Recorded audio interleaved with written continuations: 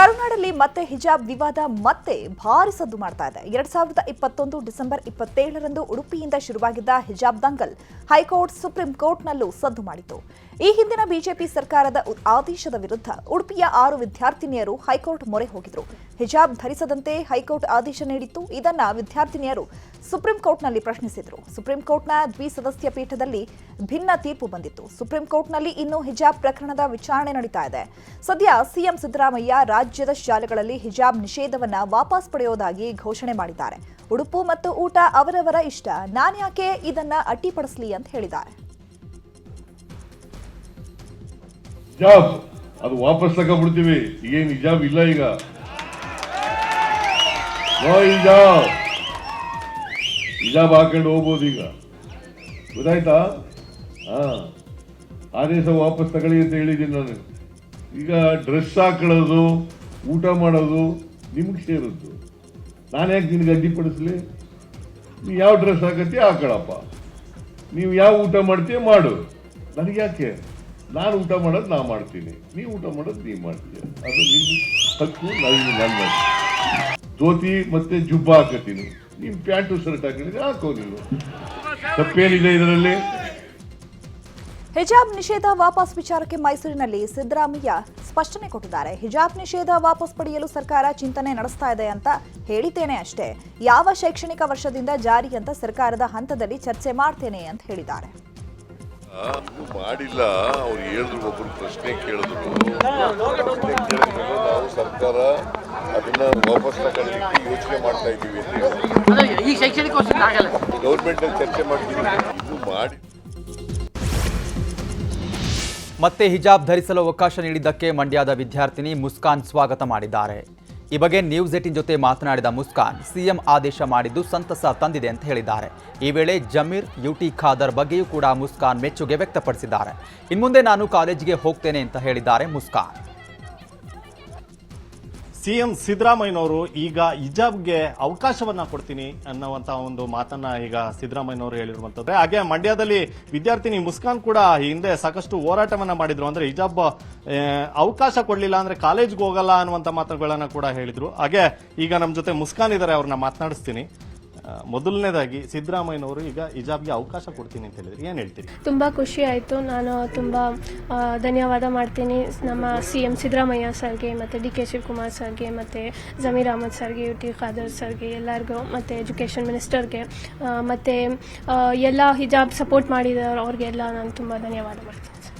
ಈ ಹಿಂದೆ ಒಂದಷ್ಟು ಜನ ವಿದ್ಯಾರ್ಥಿನಿಯರು ಹೋರಾಟ ಮಾಡಿದ್ರು, ಅಂದ್ರೆ ಹಿಜಾಬ್ ಬೇಕು, ಇಲ್ಲಾಂದ್ರೆ ನಾವು ಕಾಲೇಜಿಗೆ ಹೋಗೋದಕ್ಕೆ ಆಗೋದಿಲ್ಲ ಅಂತ. ಏನ್ ಹೇಳ್ತೀರಿ? ರೈಟ್ಸ್ನ ನಮ್ಗೆ ವಾಪಸ್ ಸಿಕ್ಕೈತೆ, ತುಂಬ ಖುಷಿ ಆಯಿತು. ಅದೇ ನಾನು I would like to encourage to all my sisters to come forward and complete your studies. ಈ ಒಂದು ಹಿಜಾಬ್ ವಿಚಾರ ಕೋರ್ಟ್ನಲ್ಲಿರುವಂಥದ್ದು, ಕೋರ್ಟ್ನಲ್ಲಿ ಇತ್ಯರ್ಥ ಆಗಬೇಕಾಗಿದೆ. ಅಲ್ಲೂ ಕೂಡ ನಿಮಗೆ ನ್ಯಾಯ ಸಿಗುತ್ತೆ ಅನ್ನುವಂಥ ಭರವಸೆ ಇದೆಯಾ? ಏನು ಹೇಳ್ತೀರಿ ಇದ್ರ ಬಗ್ಗೆ? ಹ್ಞೂ ಸರ್, ಹೋಪ್ ಐತೆ ನಮ್ಮ ರೈಟ್ಸ್ ನಮಗೆ ಸಿಗುತ್ತೆ. ಈಗ ಕಾಲೇಜ್ಗೆ ಹೋಗ್ತೀರಾ, ಈಗ ಅವಕಾಶ ಸಿಗ್ತಾ ಇದೆ, ಏನು ಹೇಳ್ತೀರಿ? ಹ್ಞೂ ಸರ್, ಹೋಗ್ತೀನಿ, ಕಾಲೇಜ್ಗೆ ಹೋಗ್ತೀನಿ, ನಮ್ಮ ಸ್ಟಡೀಸ್ನ ಕಂಪ್ಲೀಟ್ ಮಾಡ್ತೀನಿ. ನಮ್ಮ ಎಜುಕೇಷನ್ ಮುಖ್ಯ. Education is a main platform of our life. So ಅದೇ ಹೇಳೋದು, ನಾವು ಹೆಂಗೆ ಮೊದಲೇ ಪ್ರೀತಿಯಿಂದ ಇದ್ವಿ, ಅಣ್ಣ ತಮ್ಮಂದಿರೋ ಥರ, ಬ್ರದರ್ ಸಿಸ್ಟರ್ಸ್ ಥರ ಹೋಗಿ ನಾವು ಎಜುಕೇಷನ್ನ ಪಡಿತಿದ್ವಿ, ನಾವು ಹೋಗಿ ಓದ್ತಿದ್ವಿ, ಹಂಗೆ ಓದೋದ? ಇದೆಲ್ಲ ಬೇಡ. ಕಾಲೇಜಿಗೆ ಹೋಗುವಂಥ ಹೆಣ್ಣು ಮಕ್ಕಳಿಗೆ ಹಿಜಾಬ್ ಎಷ್ಟು ಅವಶ್ಯಕ ಅನ್ನೋದ್ರ ಬಗ್ಗೆ ಹೇಳೋದಾದ್ರೆ ನೀವು? ಸರ್, ಇದು ನಮ್ಮ ಪ್ರಿಯಾರಿಟಿ. ನಾವು ಫಸ್ಟಿಂದ ಹಾಕೊಂಡು ಹೋಗ್ತಿದ್ವಿ, ಅದೇ ನಾವು ಹಾಕೊಂಡು ಹೋಗ್ತಿದ್ವಿ. ಇದು ಹಿಜಾಬ್ಗಾಗಿ ಹೋರಾಟವನ್ನ ಮಾಡಿದಂತಹ ಮುಸ್ಕಾನ್ ಮಾತಾಗಿರುವಂತದ್ದು. ಕ್ಯಾಮರಾ ಪರ್ಸನ್ ವಿಶ್ವನಾಥ್ ಹಾವೇರಿ ಜೊತೆ ಸುನೀಲ್ ಗೌಡ, ನ್ಯೂಸ್ 18. ಸಿಎಂ ಸಿದ್ದರಾಮಯ್ಯನವರ ಹಿಜಾಬ್ ನಿಷೇಧ ವಾಪಸ್ ತೀರ್ಮಾನಕ್ಕೆ ಮಾಜಿ ಸಿಎಂ ಯಡಿಯೂರಪ್ಪ ವಾಗ್ದಾಳಿ ನಡೆಸಿದ್ದಾರೆ. ಸಿದ್ದರಾಮಯ್ಯ ಅವರ ತೀರ್ಮಾನವನ್ನ ಖಂಡಿಸುತ್ತೇನೆ, ಈ ನಿರ್ಧಾರ ವಾಪಸ್ ಪಡಿಬೇಕು ಅಂತ ಆಗ್ರಹಿಸಿದ್ದಾರೆ. ಇನ್ನು ವಿಪಕ್ಷ ನಾಯಕ ಆರ್ ಅಶೋಕ್ ಸಿದ್ದರಾಮಯ್ಯಗೆ ಧರ್ಮ ಒಡೆಯುವ ಚಾಳಿ, ಈಗ ಮಕ್ಕಳಲ್ಲಿ ಧರ್ಮ ಭೇದ ಭಾವ ಮೂಡಿಸುವ ಕೆಲಸಕ್ಕೆ ಮುಂದಾಗಿದ್ದಾರೆ ಅಂತ ಕಿಡಿಕಾರಿದರು. ಯಾವ ಹಿಜಾಬನ್ನು ರದ್ದು ಮಾಡಿ ಒಂದು ತೀರ್ಮಾನ ತಗೊಳ್ಳೋಕೆ ಹೊರಟಿದ್ದಾರೋ ಇದನ್ನು ನಾನು ಖಂಡಿಸ್ತೇನೆ. ಶಾಲಾ ಮಕ್ಕಳು ಶಾಲೆಗೆ ಬಂದಾಗ ಎಲ್ಲರೂ ಸಹ ಒಂದೇ ಸಮಾನವಾದಂಥ ರೀತಿಯಲ್ಲಿ ಇರಬೇಕು ಮತ್ತು ಯಾವುದೇ ರೀತಿ ಬಟ್ಟೆ ಬರೆಗಳಲ್ಲಿ ವ್ಯತ್ಯಾಸ ಇಲ್ಲದೆ ಸಮವಸ್ತ್ರವನ್ನು ಧರಿಸಬೇಕು ಅನ್ನುವಂಥದ್ದು ಮೊದಲಿಂದ ನಡ್ಕೊಂಡು ಬಂದಿರುವಂಥ ಪದ್ಧತಿ. ಅದನ್ನು ಧಿಕ್ಕರಿಸಿ ಕೇವಲ ಅಲ್ಪಸಂಖ್ಯಾತರನ್ನು ತೃಪ್ತಿಪಡಿಸೋಕ್ಕೋಸ್ಕರ ಏನು ಈ ತೀರ್ಮಾನ ತಗೊಂಡಿದ್ದಾರೆ. ಯಾವ ಮುಸ್ಲಿಂ ಮುಖಂಡರು ಸಿದ್ದರಾಮಯ್ಯನವ್ರನ್ನ ಕೇಳಿದ್ರು ಹಿಜಾಬ್ ರದ್ದು ಮಾಡಿ ಅಂತೇಳಿ? ಈ ರೀತಿಯ ಹಿಜಾಬ್ ವಿಚಾರವಾಗಿ ಈಗಾಗಲೇ ಕೋರ್ಟ್ ಮೆಟ್ಲೆತ್ತೆ ಕೋರ್ಟ್ಗಳಲ್ಲಿ ಹಲವಾರು ತೀರ್ಮಾನಗಳು ಬಂದಿದೆ. ಹೊಸದಾಗಿ ಶಾಲೆಗಳಲ್ಲಿ ಕಲಿಯುವಂಥ ಮಕ್ಕಳು ಅಟ್ಲೀಸ್ಟ್ ಶಾಲೆಗಳಲ್ಲಿ ಕಾಲೇಜುಗಳಲ್ಲಾದರೂ ಕೂಡ ನಾವು ಯಾವುದೇ ಧರ್ಮಕ್ಕೆ ಜಾತಿಗೆ ಸೇರಿದವರಲ್ಲ ಗೊತ್ತಾಗಬಾರ್ದು. ಅಲ್ಲಿ ಅವರು SC ಇರ್ಬೋದು, ಮುಂದುವರೆದವರು ಇರ್ಬೋದು. ಇನ್ನು ಸಿಎಂ ಹಿಜಾಬ್ ನಿಷೇಧ ವಾಪಸ್ಗೆ ಬಿಜೆಪಿ ನಾಯಕರು ಕಿಡಿಕಾರಿದ್ದಾರೆ. ಬಿಜೆಪಿ ರಾಜ್ಯಾಧ್ಯಕ್ಷ ವಿಜೇಂದ್ರ ಮಾತನಾಡಿದ್ದು, ಕಾಂಗ್ರೆಸ್ನವರು ಶಿಕ್ಷಣದಲ್ಲೂ ಕೂಡ ಕೊಳಕು ರಾಜಕೀಯ ಮಾಡ್ತಿದ್ದಾರೆ, ಸಿಎಂ ತುಷ್ಟೀಕರಣ ರಾಜಕಾರಣ ಮಾಡ್ತಿದ್ದಾರೆ ಅಂತ ಕಿಡಿಕಾರಿದ್ರು. ಬಿಜೆಪಿಯ ಇನ್ನಿತರ ನಾಯಕರು ಸರ್ಕಾರದ ವಿರುದ್ಧ ವಾಗ್ದಾಳಿಯನ್ನ ಮಾಡಿದ್ದಾರೆ. ದೇಶದ ಸರ್ವೋಚ್ಚ ನ್ಯಾಯಾಲಯದ ತೀರ್ಪು ಕೂಡ ನಮ್ಮ ಕಣ್ಮುಂದಿದೆ. ಇಷ್ಟಾದರೂ ಸಹ ರಾಜ್ಯ ಸರ್ಕಾರದ ನಡವಳಿಕೆ ನಿಜವಾಗ್ಲೂ ಕೂಡ ನಾಚಿಕೆಗೇಡಿನ ಸಂಗತಿ. ಅಂದರೆ ಮಾನ್ಯ ಮುಖ್ಯಮಂತ್ರಿಗಳು ಹಿಜಾಬ್ ನಿಷೇಧ ವಾಪಸ್ ತೆಗೆದುಕೊಳ್ತೀವಿ ಅಂತ ಸ್ಟೇಟ್ಮೆಂಟ್ನ ನಿನ್ನೆ ಕೊಟ್ಟಿದ್ದಾರೆ. ಕರ್ನಾಟಕದಲ್ಲಿ ಹಿಜಾಬ್ ನಿಷೇಧ ಮಾಡೇ ಇರಲಿಲ್ಲ. ಶಾಲೆ ಮತ್ತು ಕಾಲೇಜುಗಳಲ್ಲಿ ಯೂನಿಫಾರ್ಮನ್ನು ಕಡ್ಡಾಯ ಮಾಡೋ ಕೆಲಸ ಅಷ್ಟೇ ಸರ್ಕಾರ ತೆಗೆದುಕೊಂಡಿತ್ತು.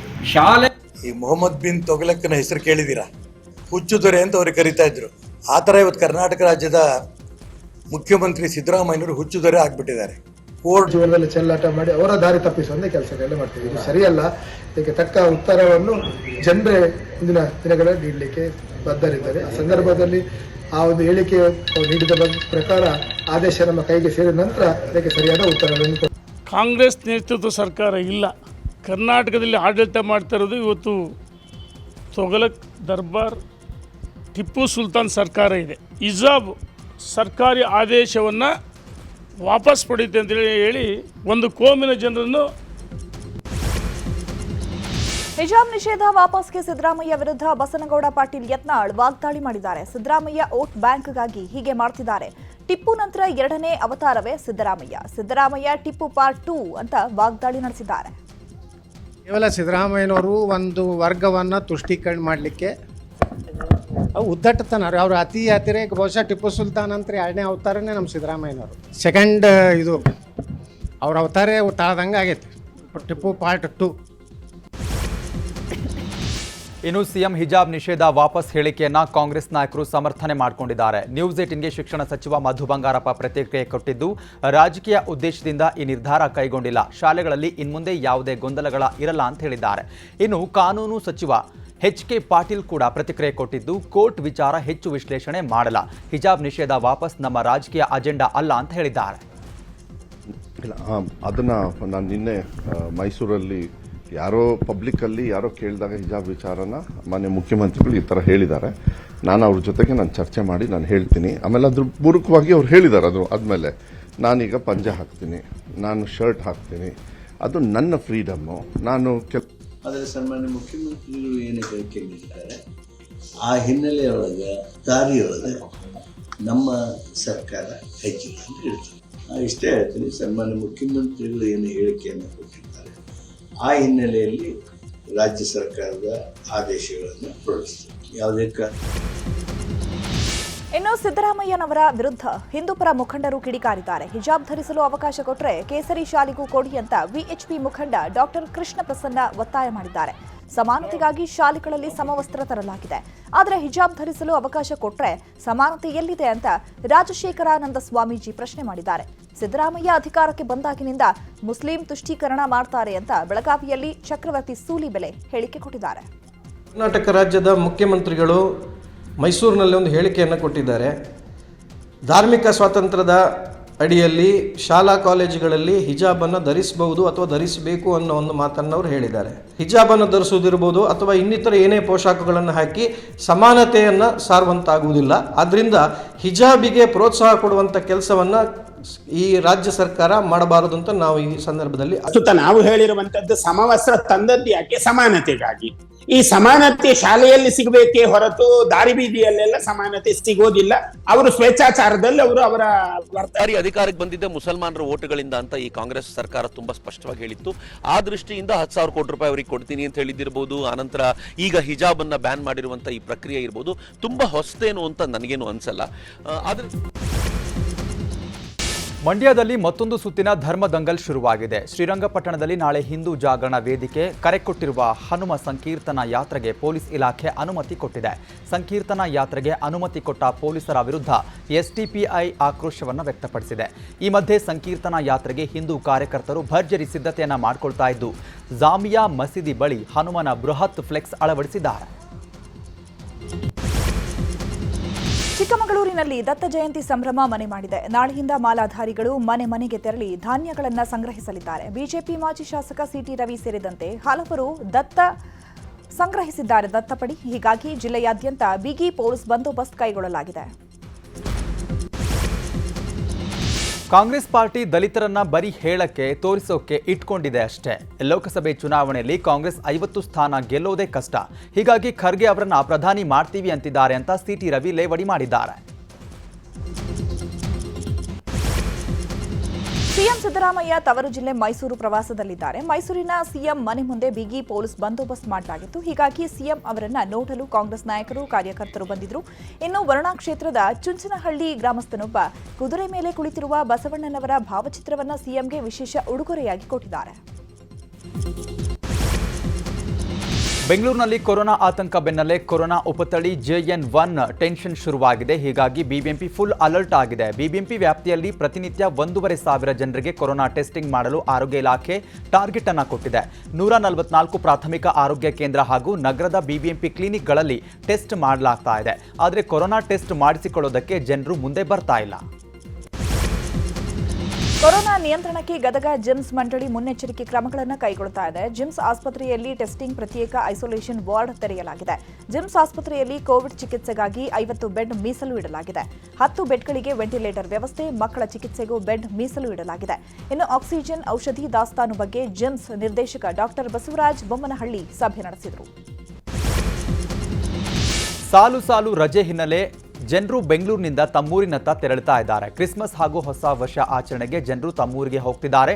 ಈ ಹಿನ್ನೆಲೆ ಮೈಸೂರು ಬೆಂಗಳೂರು ಹೆದ್ದಾರಿಯಲ್ಲಿ ವಾಹನ ದಟ್ಟಣೆ ಹೆಚ್ಚಾಗಿದ್ದು ಶ್ರೀರಂಗಪಟ್ಟಣದ ಗಣಂಗೂರು ಟೋಲ್ ಬಳಿ ವಾಹನಗಳು ಸಾಲುಗಟ್ಟಿ ನಿಂತಿದ್ದು ಮೈಸೂರು ಬೆಂಗಳೂರು ದಶಪಥ ಹೆದ್ದಾರಿಯಲ್ಲಿ ಫುಲ್ ಟ್ರಾಫಿಕ್ ಜಾಮ್ ಉಂಟಾಗಿತ್ತು. ರಾವಣಗೆರೆಯಲ್ಲಿ ವೀರಶೈವ ಲಿಂಗಾಯತ ಮಹಾಸಭಾ ಅಧ್ಯಕ್ಷ ಶಾಮನೂರು ಶಿವಶಂಕರಪ್ಪ ನೇತೃತ್ವದಲ್ಲಿ ಲಿಂಗಾಯತ ಮಹಾ ಅಧಿವೇಶನ ನಡೀತಾ ಇದೆ. ಲಿಂಗಾಯತ ಮಹಾ ಅಧಿವೇಶನದಲ್ಲಿ ವಿವಿಧ ಮಠಗಳ ಸ್ವಾಮೀಜಿ ಸೇರಿದಂತೆ ಸಾವಿರಾರು ಜನರು ಭಾಗವಹಿಸಿದ್ದಾರೆ. ಜಾತಿಗಣತಿ ವರದಿ ವಿರುದ್ಧ ಲಿಂಗಾಯತ ನಾಯಕರು ಶಕ್ತಿ ಪ್ರದರ್ಶನ ಮಾಡುತ್ತಿದ್ದಾರೆ.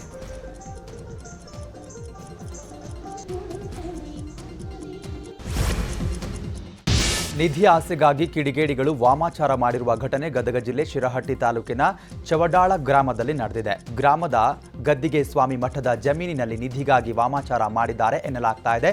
ಜಮೀನಿನಲ್ಲಿ ನಿಂಬೆಹಣ್ಣು, ಕಳಸ ಸೇರಿ ವಿವಿಧ ವಸ್ತುಗಳು ಪತ್ತೆಯಾಗಿದ್ದಾವೆ. ಸಂಬಂಧಪಟ್ಟಂತ ಇಲಾಖೆಗಳಾತು, ಅಧಿಕಾರಿಗಳಾತು,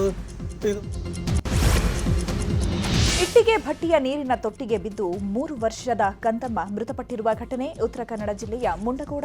ಕೆಎಸ್ಆರ್ಟಿಸಿಯ ಬಹುನಿರೀಕ್ಷಿತ ನಮ್ಮ ಕಾರ್ಗೋ ಸೇವೆಗೆ ಸಾರಿಗೆ ಸಚಿವ ರಾಮಲಿಂಗಾರೆಡ್ಡಿ ಚಾಲನೆ ಕೊಟ್ಟರು. ಈ ಮೂಲಕ ಲಾಜಿಸ್ಟಿಕ್ ಕ್ಷೇತ್ರಕ್ಕೂ ಕಾಲಿಟ್ಟಿರುವ ದೇಶದ ಚೊಚ್ಚಲ ಸಾರಿಗೆ ನಿಗಮ ಕೆಎಸ್ಆರ್ಟಿಸಿ ಆಗಿದೆ. ಒಟ್ಟು 20 ಸರಕು ಸಾಗಾಣಿಕೆ ವಾಹನ ಲೋಕಾರ್ಪಣೆಗೊಳಿಸಲಾಯಿತು. ಬಳಿಕ ಮಾತನಾಡಿದ ಸಚಿವ ರಾಮಲಿಂಗಾರೆಡ್ಡಿ, ದೇಶದಲ್ಲಿ ಮೊದಲ ಬಾರಿಗೆ ಸಾರಿಗೆ ಸಂಸ್ಥೆಯೊಂದು ಕಾರ್ಗೋ ಸೇವೆ ನೀಡುತ್ತಾ ಇದೆ. ಸಂಕ್ರಾಂತಿ ಹೊತ್ತಿಗೆ 100 ವಾಹನಗಳನ್ನು ಸೇರ್ಪಡೆಯಾಗಲಿದೆ ಅಂತ ಹೇಳಿಕೆ ಕೊಟ್ಟಿದ್ದಾರೆ. 500 ಕನಿಷ್ಠ ಒಂದು 500 ಇರುತ್ತೆ. ಮತ್ತೆ ಪಿಣ್ಯ ಡಿಪೋ ನಿಮಗೆಲ್ಲ ಕೂಡ ಚೆನ್ನಾಗಿ ಗೊತ್ತಿದೆ. ಆ ಪಿಣ್ಯ ಡಿಪೋ ಅದನ್ನು ಉಪಯೋಗ ಮಾಡ್ತಿರಲಿಲ್ಲ ನಾನಾ ಕಾರಣಗಳಿಂದ. ಆಗ ತಪ್ಪಾಯಿತು. ಅದನ್ನು ಈಗ ತಮಿಳುನಾಡಿನಲ್ಲಿ ಮಳೆ ನಿಂತರೂ ಪ್ರವಾಹ ಮಾತ್ರ ಇನ್ನೂ ಕಡಿಮೆಯಾಗಿಲ್ಲ. ತೂತುಕುಡಿ ಜಿಲ್ಲೆಯ ಆರೋಮುಗನೇರಿಯಲ್ಲಿ ಸಾವಿರಾರು ಎಕರೆ ಕೃಷಿ ಭೂಮಿ ಸಂಪೂರ್ಣವಾಗಿ ಜಲಾವೃತವಾಗಿದೆ. ಇನ್ನು ತಾಮಿರಬರಾಣಿ ನದಿಯ ಜಲಾನಯನ ಪ್ರದೇಶಗಳಲ್ಲಿ ಭಾರೀ ಮಳೆಯಿಂದಾಗಿ ತೂತುಕುಡಿ ಜಿಲ್ಲೆಯ ಶ್ರೀ ವೈಕುಂಠಂ ಮೆಟ್ಟಿಲು ಅಣೆಕಟ್ಟು ತುಂಬಿ ಹರಿತಾ ಇದೆ.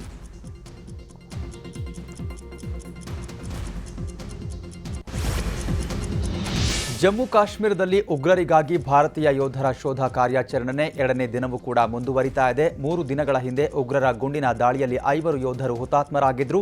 ಹೀಗಾಗಿ ಉಗ್ರರನ್ನ ಸದ್ಯ ಬಡಿಯೋದಕ್ಕೆ ಯೋಧರು ಕಾರ್ಯಾಚರಣೆ ಮಾಡ್ತಿದ್ದಾರೆ. ಇದರ ಮಧ್ಯೆ ಜಮ್ಮು ಕಾಶ್ಮೀರದಲ್ಲಿ ಇಂಟರ್ನೆಟ್ ಸ್ಥಗಿತಗೊಳಿಸಲಾಗಿದೆ.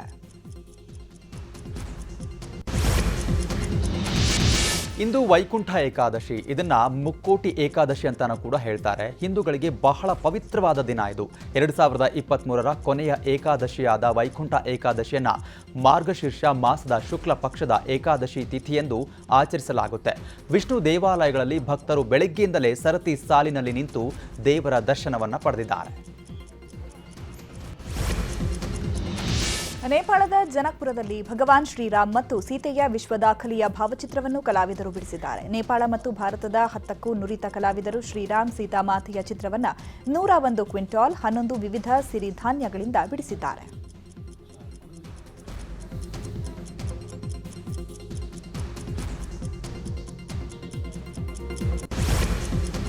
ಚಿನ್ನಸ್ವಾಮಿ ಸ್ಟೇಡಿಯಂನಲ್ಲಿ ಇಂದಿನಿಂದ ಸ್ಯಾಂಡಲ್ವುಡ್ ಕ್ರಿಕೆಟ್ ಕಲರವ ಮೇನಿಯಾ ಶುರುವಾಗಿದೆ. ಇಂದಿನಿಂದ 3 ದಿನ ಕನ್ನಡ ಚಲನಚಿತ್ರ ಕಪ್ನ 4ನೇ ಸೀಸನ್ ನಡೀತಾ ಇದೆ. ಬೆಳಗ್ಗೆ 8 ಗಂಟೆಯಿಂದಲೇ ಮ್ಯಾಚ್ಗಳು ಶುರುವಾಗಿದ್ದು, ಮೊದಲ ಮ್ಯಾಚ್ನಲ್ಲಿ ಗಣೇಶ್ ನಾಯಕತ್ವದ ಗಂಗಾ ವಾರಿಯರ್ಸ್ ಉಪ್ಪಿ ನೇತೃತ್ವದ ಒಡೆಯರ್ ಚಾರ್ಜರ್ಸ್ ವಿರುದ್ಧ ಗೆದ್ದಿದೆ.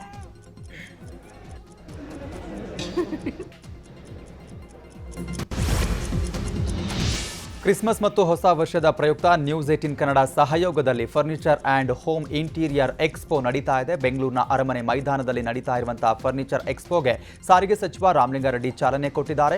ಶೋರೂಮ್ ರೇಟ್ಗಿಂತ 30% ಕಡಿಮೆ ದರಕ್ಕೆ ಮಾರಾಟ ಮಾಡಲಾಗ್ತಾ ಇದೆ. ಸಾರ್ವಜನಿಕರು ಇದರ ಸದುಪಯೋಗ ಪಡೆದುಕೊಳ್ಳಬೇಕು ಅಂತ ರಾಮಲಿಂಗಾರೆಡ್ಡಿ ಹೇಳಿಕೆಯನ್ನು ಕೊಟ್ಟಿದ್ದಾರೆ.